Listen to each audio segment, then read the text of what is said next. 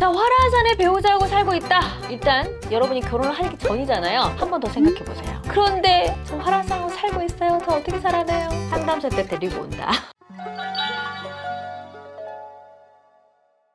부부가 왜 싸우는지 아세요? 안 맞아서. 뭐가 안 맞죠? 성격? 우리가 성향과 성격이라고 하잖아요. 성향은 타고난 것들이 있죠. 여러분의 형제 자매들 있으시죠? 성격이 똑같아요? 달라요? 많이 다르죠. 그죠? 근데 같은 유전자에 같은 부모 밑에서 같이 자랐는데 굉장히 다르단 말이에요. 그럼 타고난 성향도 분명히 있다는 거죠. 그 타고난 성향에다가 부모님과 가지고 있는 환경에 의해서 성격이 형성이 되죠. 그 성격과 또 성격이 만나가지고 살아가죠. 평생 다르게 살던 사람들이 같은 생각과 같은 가치관을 가질 수가 있을까요? 당연히 없겠죠. 뭐가 어떻게 다른지 모르게 되면 내가 맞다고 생각하기 때문에 타인을 비난하고 비판하는 경우가 굉장히 많죠. 뭐가 어떻게 달라서 같은 문제를 다르게 보는가를 안다면 갈등하지 않고 잘 살아갈 수 있는 방법이 분명히 있다는 거예요. 그래서 제가 지난번에 영상에 상형, 머리형, 마음형 이렇게 세 가지로 나눠드렸는데 이번 영상에서는요. 자, 이건 WMPM이라고요. MBTI보다 정확한 8가지 성향에 대해서 알려드리도록 하겠습니다. 검사하는 방법은 고정 댓글에 있으니까 한번 검사해보시면 좋은데요. 한 가지만 나오는 것은 아니고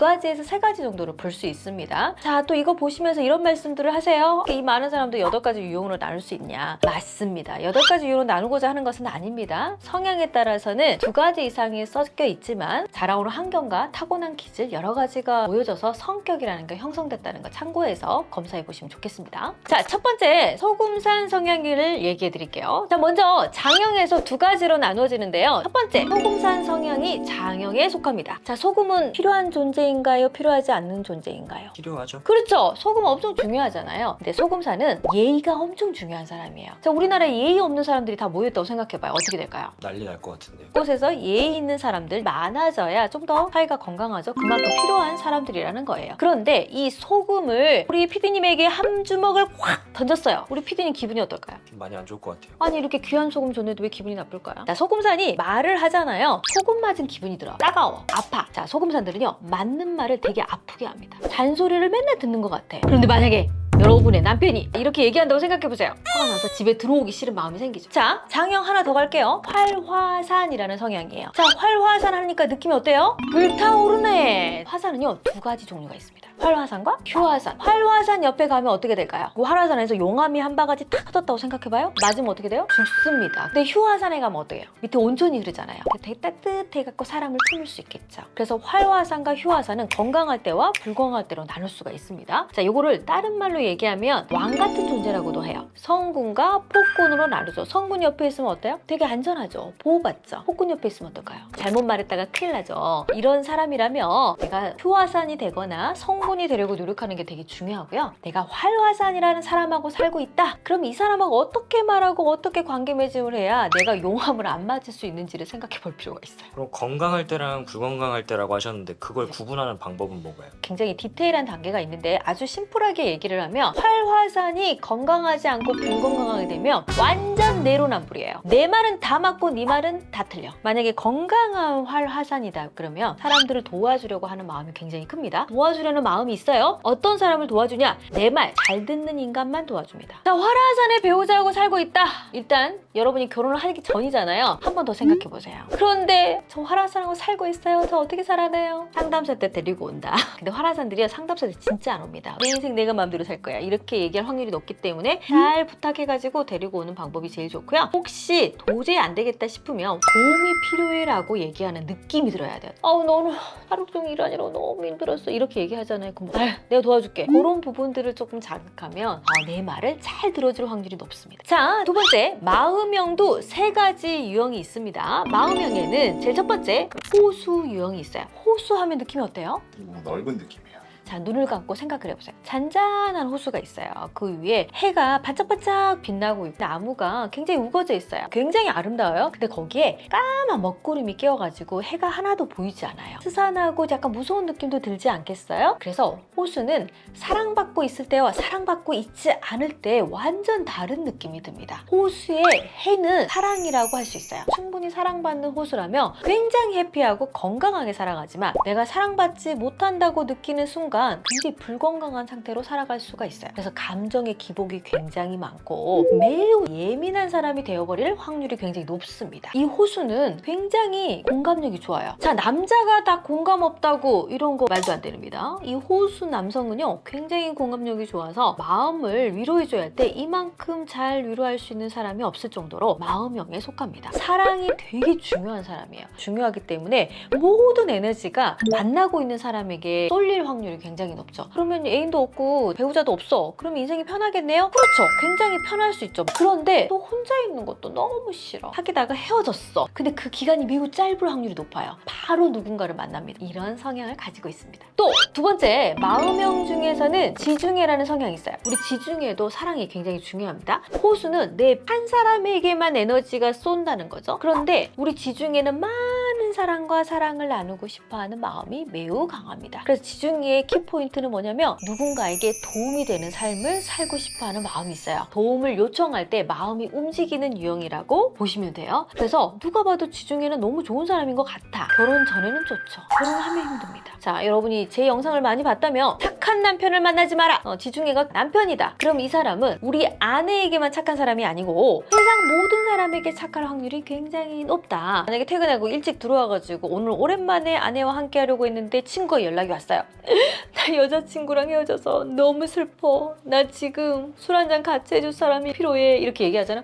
날 필요로 안 되잖아. 나 빨리 가봐야 될 것 같아. 라고 아내와의 약속을 버리고 친구한테 찾아가게 돼. 그러면 아내가 기분이 어떻겠어요? 열받겠죠. 그래서 이 지중해는 모든 사람에게 착한 사람이지만 내 배우자에게 안 착할 확률이 있다. 배우자로서 호수랑 지중해 어떤 게 더 안 좋다 생각하세요? 그거는요, 내가 어떤 성향이냐에 따라 달라요. 내가 만약에 소금산이잖아요. 그러면 호수가 좀 힘들 수 있겠죠. 규칙적으로 살아가거든요. 근데 호수는 규칙적이지 않아요. 그래서 누군가의 성향이 맞다, 틀리다, 나에게 좋다, 안 좋다가 아니고 내 성향과 너의 성향이 어떻게 갈등하고 어떻게 차이가 있는지를 아는 게 중요하죠. 또 마음형의 세 번째는 사막의 유형입니다. 자, 사막하면 어떤 느낌이 드나요? 모래사장이죠. 바람이 막 일른다고 생각해보세요. 우리가 이 모래 한가운데에 서 있으면 어떻게 될까요? 끊임없이 거기를 벗어나기 위해서 걸어 다니죠. 사막은 가만히 있지 않습니다. 일 중심적으로 살아갈 확률이 높아요. 굉장히 일을 좋아하기도 합니다. 그래서 멈추지 않고 성공지향적인 삶을 살아가는 유형 중에 하나입니다. 그렇죠? 그래서 사막의 남편이다, 사막의 아내다 그러잖아요. 그러면 하루 종일 일을 열심히 하고 집에 들어오잖아요. 그럼 99% 에너지를 쓰고 1%를 들고 집에를 와요. 그럼 집에서 할 일을 할 수 있을까요? 없을까요? 없어요. 없겠죠. 근데 배우자는 하루 종일 남편을 기다렸어. 이 사막은 쉬기만 하거든요. 그럼 기분이 어떨까요? 많이 안 좋을 것 같아요. 맞아요. 그래서 갈등하는 경우가 굉장히 많다. 근데 또 사막의 장점은 또 뭐냐면 돈은 돈 잘 벌어요. 근데 아내들 입장에서는 적당히 일을 해서 돈도 잘 벌고 집에 와서 일도 함께 할 수 있는 사람이 더 필요하지 않겠어요? 만약에 아내가 사막이면 남편이 셔터맨 해야 되는 건가요?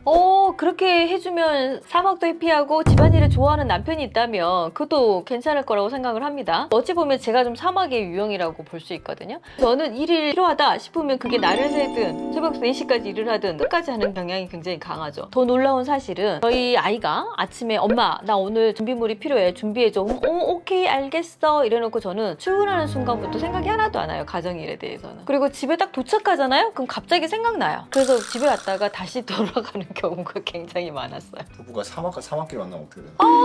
사막끼리 만난 케이스 제 수강생들 중에 되게 많거든요. 이 사막과 사막이 만나잖아요. 그럼 애는 누가 봐요? 애기 낳기 전까지는 절대 싸울 일이 없습니다. 각자 일을 하고 청소를 하거나 밥을 하거나 이런 것도 배달시켜 먹거나 도와주시는 분을 찾거나 이렇게 살아가기 때문에 별 문제가 없어요. 근데 이들이 갈등하는 이유는 애가 태어났을 때 서로 애를 누가 볼 거냐고. 이러다 보니까 이 집의 아이는요 베이비시터가 키우거나 부모님이 키울 확률이 굉장히 높죠. 진짜 심각한 사막과 사막 만났을 때 어떤 문제가 생겼냐면 베이비시터가 무려 4명. 주간 베이비시터, 저녁 베이비시터, 토요일 베이비시터, 일요일 베이비시터. 제가 엄청 뭐라고 그랬어요. 애가 지금 정서를 네가 생각했다면 이런 행동을 할 수가 없다. 이런 경우도 있다. 자, 세 번째 머리형 들어갈게요. 3가지 유형이 있습니다. 제일 큰 머리형은 에베레스트 유형. 자, 에베레스트 산 한번 생각해 보세요. 어떤 느낌이 드세요? 엄청 높은 산이죠. 꼭대기에는 눈이 얼려 있죠. 그래서 이분들에게는 약간 차가운 에너지가 흐르는 경우가 굉장히 많습니다. 말이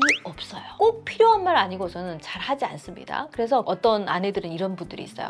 남자가 말도 없고요. 내 말 다 들어주고요. 순하게 보여서 결혼했거든요. 근데 정말 아무 말도 안 해요. 너무 힘들어요. 아침에 짐을 싸는 거예요. 어디 가냐 그랬더니 출장. 그럼 왜 이제 얘기하냐? 지금 얘기했잖아. 더 심각한 경우는요. 톡으로 보내. 나 오늘 출장 가. 이 정도로 자기의 생각을 말하지 않습니다. 에베레스트와 소금산이 산다고 생각해보세요. 소금산은 자신이 생각하는 걸 빨리 얘기한단 말이에요. 당신 이거 어떻게 할 거야? 어떻게 할 거야? 어떻게 할 거야? 이렇게 얘기하잖아요. 이 에베레스트는 버퍼링이 걸려요. 지금 아내의 질문에 어떤 대답을 해야 되나 하고 생각하고 있는데 우리 소금산이 또 두 번째 질문을 던져. 그럼 이게 첫 번째도 해결 못하고 두 번째도 해결 못하고 세 번째도 해결 못해가지고 결론은 답을 안 하는 게 좋겠다고 생각해요. 에베레스트는요. 자신만의 공간이 필요합니다. 그래서 혼자만의 시간을 두고 있는 게 되게 중요해요. 에베레스트하고 호수가 살고 있어요. 남편은 퇴근하잖아요. 그러면은 자신만의 공간에서 잠깐 이렇게 쉼이 필요해요. 그런데 호수 안에는 남편은 내 배우자는 나와 함께 해야 된다고 생각해요. 왜 너만의 공간에 들어가는 거야? 나는 당신의 동굴이 너무 싫어. 근데 이 에베레스트는 자신만의 시간에서 충족을 조금 해야지만이 에너지가 생겨서 누군가 관계 맺음을 할 수 있어요. 어떤 대화를 해주면 좋냐면 생각을 인정해주면 좋아요. 두 번째는 미로 유형이에요. 자, 미로 하니까 느낌이 어떠세요? 복잡하죠? 자, 미로는 이 이름 지을 때 제일 고민 많이 한 유형이 미로예요. 원래 첫 번째는 이름을 뭘로 지으려고 했는지 아세요? 정글. 근데 정글에 보면 굉장히 많은 동물들이 살고 있잖아요. 그래서 우리 미로들은요, 여러 가지 모습이 좀 있습니다. 그래서 남들이 봤을 때는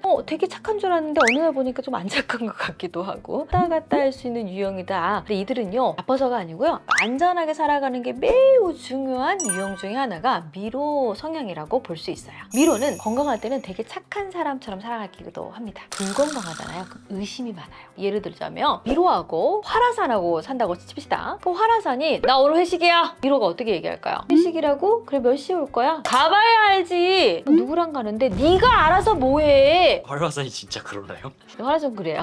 근데 미로는 누구랑 갔어? 뭐 먹었어? 그래서 언제 올 건데? 이게 정확하게 아는 게 되게 중요하다고 생각해요. 근데 우리가 먹다 보니까 좀 늦어질 수도 있잖아요. 그쵸? 그래서 12시가 좀 넘어서 와요. 그럼 이 미로의 성향으로 봤을 때는 12시까지 마음이 괜찮아요. 12시 1분부터 열받기 시작하고요. 굉장히 불안감이 높아요. 상상력이 많습니다. 근데 이제 남편이 안 들어오거나 아내가 안 들어왔어요? 그럼 이 사람에게 무슨 일이 일어났을 것 같다라고 계속 상상하는 회로를 돌리기 시작하죠. 우리가 카카오톡이라는 게 생긴 지 그렇게 오래되진 않았잖아요. 초창기 게임할 때 이렇게 하트 막 보내면 하트가 도착했습니다. 이런 메시지들 오잖아요. 그때 호수 유형이나 아니면 이 미로 유형들은 난리가 났어요.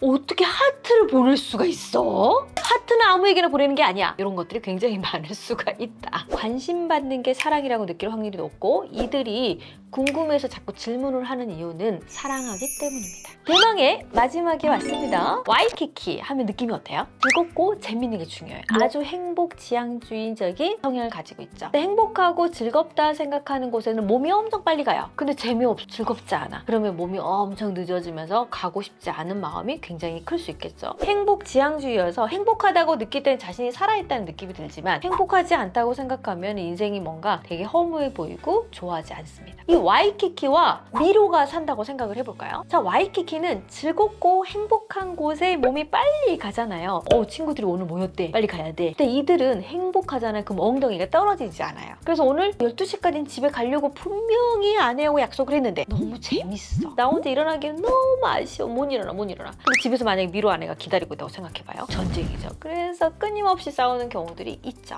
자, 오늘 MBTI보다 더 정확한 8가지 성향에 대해서 알아봤습니다. 이 영상을 보시고 나의 배우자가 어떤 성향인지 또 나는 어떤 성향인지 서로 공유해 보시면 굉장히 좋을 것 같아요. 서로에게 좋은 말들 할 수 있는 능력을 키워가신다면 훨씬 더 건강한 가정을 만들 수가 있어요. 자, 이 성향별로 사랑에 대한 거, 또 관심도에 대한 거, 받고 싶은 사랑, 하고 있는 사랑에 대해서도 조만간 여러분에게 시리즈별로 올려드리도록 하겠습니다.